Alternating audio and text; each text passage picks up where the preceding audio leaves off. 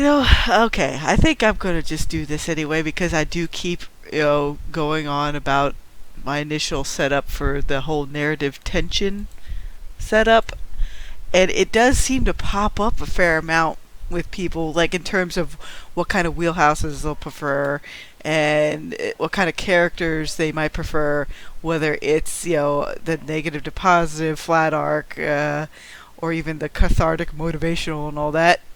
So here we go. Verbatim, just because I think he does make a lot of sense. Okay. To start off with, some years ago, and this is Mr. Rick E. Spoor. He's a Bane writer, for the most part, and he did a series called Grand Central Arena, and he's done quite a few other things, but to elaborate on his points, some years ago, a post by a reader on their experiences reading Grand Central Arena prompted me to a realization which I sort of had, but which really hadn't fully gelled until then. I thought I'm trying to decipher this part. I thought that this might be worth posting here, as before it was only on Usenet and my live journal.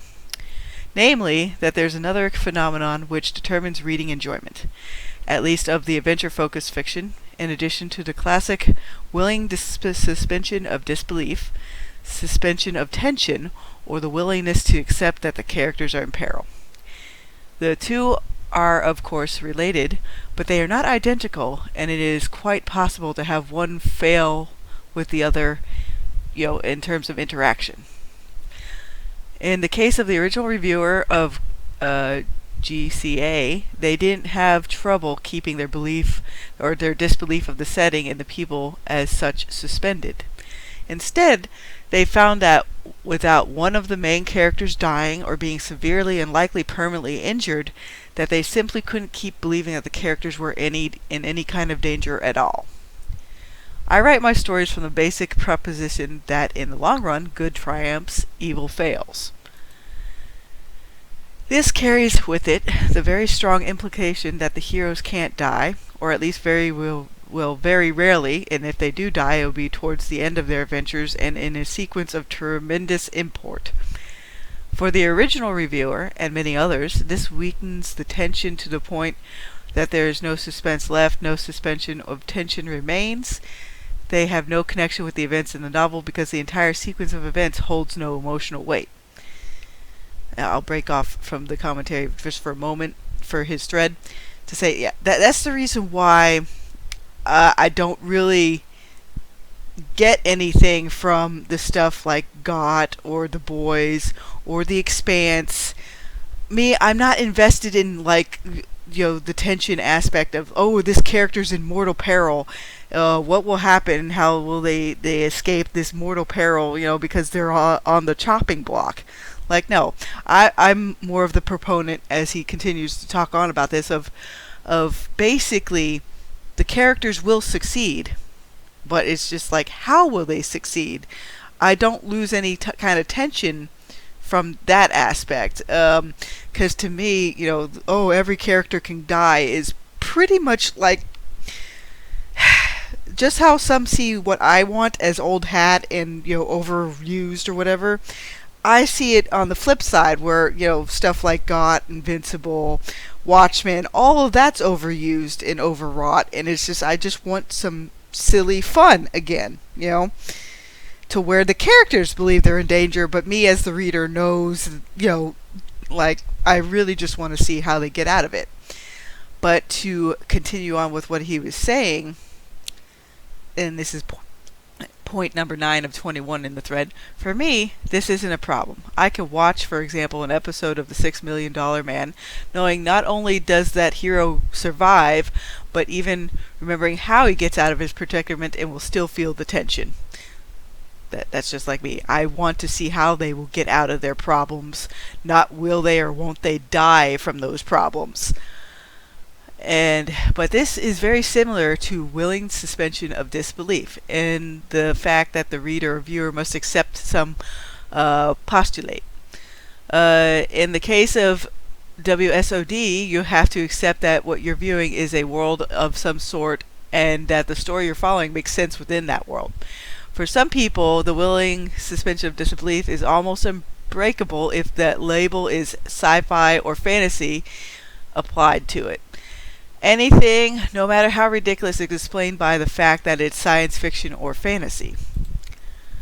For others, the world has to be self-consistent. For still others, it has to make sense in even more restrictive ways. For instance, there are some people who simply can't watch the CSI shows because they do some scientific stunts that are simply impossible. Similarly, for suspension of tension, the viewer has to accept that there's risk or danger for the character.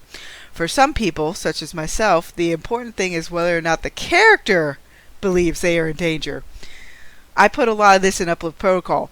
Those characters do believe they are in danger. Eddie and everybody else that went on to the Artok vessel believed they were in such enough danger where they had to act like that way the whole time they were there. Which is why they had to basically throw down with that other crew, because this race in particular, this artificial race, sees, trial by blood and might and everything to be a normal thing, because they don't reproduce, like most other people do. They assimilate people. They make womb chambers, kind of like what the Bene Thalax did in Dune. Once you figure out, well, again, it's an older series, so I guess belated spoiler thing, but yeah, once you see how that whole entire setup works, it's like, I'm trying to make a point with the Artok where they don't value life as much, because the people that help create life, they're just used as a birthing chamber. That's it. Majority of the Artok civilization is common laborers that break down stuff that the pirates, their combat wing, take in. I kind of had a mix between that and the Borg when I thought these guys up, just because even though the Borg were a unified collective, these guys are kind of created in the same way because of the nanites and everything that Kronos corrupted, and the intelligence that he corrupted, in order to make kind of like a cat's paw slave race. Slaves to like a different kind of tune, as it were. But to get back to Mr. Spore's stuff here, let's see, where did I leave off? Let's see. Yes. For some people, such as myself, the important thing is whether or not the character believes they are in danger. And we only ask that the solutions to their problems not be pulled entirely out of left field, but at least allow me to look back and say, oh, that makes sense. Which basically, kind of like you set up the tools they use to escape. As an example, for Matarn, for his body to escape the clutches of Mr. Draken Nix there, I put in the previous few chapters, like, yes, Matarn's body has capabilities that he's not quite aware of because it's separated from his mind/soul right now. So I basically had that particular character have a kind of Don Quixote moment where it's like, oh yes, noble Sanchos have come to carry me away from this place. But, he uses some of the magical sigils etched on his body to be like, boom, fling Darken, not Nix, away. And also, because of the influx of Golden Light and the Markev collective ships, they were able to give the humans a little bit of tech here and there to kind of like falsify records of what happened in that room, so that Darken Nix would just think like, or Draken Nix rather, would just think like, oh, shit, the body went insane, but I have samples. So he's going to attempt to make a Frankenstein kind of reconstitution. And it was also a way to showcase what else he's after personally.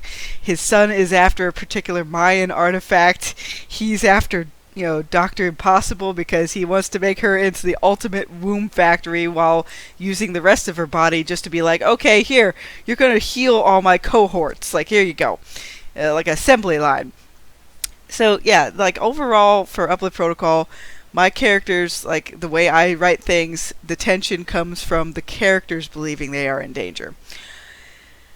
And to continue on again with Mr. Spore, for others, it requires that they believe honestly that the characters might die at any moment, that no character is sacred, or they can't invest in it with any tension. And that does happen. That's why you do get stuff like Got and everything else, where that reader wants the tension from that possibility that everybody's on the chopping block, nobody has plot armor. And I just don't find, I don't get anything out of that. I really don't. I've tried, but it just doesn't appeal to me. And to continue, for the latter group, nothing I write, nor that of many other writers in its shows, is likely to work, at least if they realize that I'm writing a positive slanted adventure fiction. I make no bones about it. That's wholeheartedly what Uplift Protocol is. Like, there we go. The good guys will save the day. The Murphys are going to have their 22 kids. The Murphy super team is going to happen later. You know, the Protectorate. It's going to happen. It's just the journey of how they get there that I'm trying to get out to people. And also 18 of 21, because we're almost to the end. That will signal to them that the main characters are almost certainly going to come through and break the suspension of tension. Yeah, I think that this is an important concept to remember, not so much for one's writing it as such. In general, most writers don't go along saying, oh, I want to maintain tension, so I'll make sure to schedule a death here, and those who aren't already likely to start doing so, but more to understand the division of audiences you're likely to attract and hold. If you do grim and gritty, anyone can die, you can be sure of maintaining a suspension of tension, but it will have a hard time holding audiences who like to keep continuity of main characters. If you like writing heroes survive positive fiction, you're going to lose at least some percentage of other side when they just can't maintain any belief that your characters are in danger. And that's true. That's why I'm specifically catering to a reader like myself that just wants to see how will these characters get out of this situation. Because I'm pretty sure I've made it pretty obvious that yeah, the good guys are going to win the day. You know, it's just something I've had with the various writing rigmaroles I've been doing, and it could also explain, you know, the reason why most modern writer, you know, hiccups on superhero front doesn't appeal to me. Because to me, superheroes aren't about like who is or who isn't going to die. It's like, how is that superhero going to save the day? So take it as you will. Like, depending on what kind of wheelhouse you want to set up, no matter what you do, you can't really pull in like a ton of readers that are looking for that kind of got will they die experience versus pulling in all the readers that want what I want, which is how are they going to MacGyver themselves out of that situation. You just never can tell nowadays. But that's about it. You all have a good evening or good day, whatever time zone it happens to be. Oh, actually, you know what? I should add this part though too, because even in the, you know, I'll link this particular issue below, or for, you know, the narrative tension. But I was even talking to Nasser and even Yakov about all this, and yes, it does also depend on the overall genre. With horror books, yeah, majority of people will get the tension from, like, are they on the chopping block or not.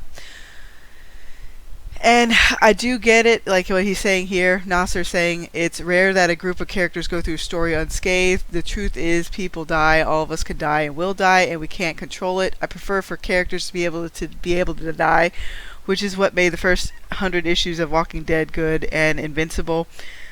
I don't want to read a book and know the characters will always be safe and never in real danger.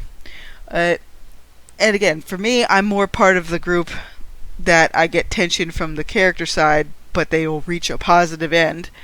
The other group is, you know, the narrative has to have tension from the will they die versus won't they.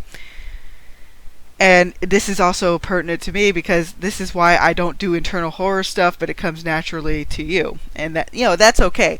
I also had to figure this out with the darn vampire game that I was in. It's like, I really wasn't feeling the tension that they wanted me to feel because I wanted more to go from the angle of the main character will succeed and win out the day. And, again, all these things take a while to basically set up. And